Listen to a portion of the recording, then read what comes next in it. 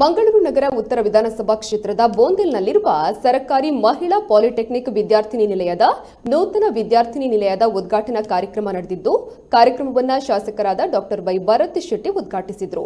ಕೇಂದ್ರ ಸರ್ಕಾರದ ಮಾನವ ಸಂಪನ್ಮೂಲ ಅಭಿವೃದ್ಧಿ ಸಚಿವಾಲಯದ 1 ಕೋಟಿ ಅನುದಾನದಲ್ಲಿ ವಿದ್ಯಾರ್ಥಿನಿ ನಿಲಯದ ನೂತನ ಕಟ್ಟಡ ನಿರ್ಮಾಣವಾಗಿದೆ. ಇದೇ ಸಂದರ್ಭದಲ್ಲಿ ರಾಜ್ಯ ಸರ್ಕಾರದ 1 ಕೋಟಿ 25 ಲಕ್ಷ ರೂಪಾಯಿ ಅನುದಾನದಲ್ಲಿ ವಿದ್ಯಾರ್ಥಿ ನಿಲಯದ ನವೀಕರಣ ಕಾಮಗಾರಿಗೆ ಶಾಸಕರು ಚಾಲನೆಯನ್ನು ನೀಡಿದರು. ಕಾರ್ಯಕ್ರಮದಲ್ಲಿ ಸ್ಥಳೀಯ ಸ್ಥಾಯಿ ಸಮಿತಿಯ ಅಧ್ಯಕ್ಷರು, ಪ್ರಾಜೆಕ್ಟ್ ಇಂಜಿನಿಯರ್, ಲೋಕೋಪಯೋಗಿ ಇಂಜಿನಿಯರ್, ಪ್ರಾಂಶುಪಾಲರು, ಶಿಕ್ಷಕರು ಮತ್ತು ಶಿಕ್ಷಕೇತರ ಸಿಬ್ಬಂದಿಗಳು ಉಪಸ್ಥಿತರಿದ್ದರು.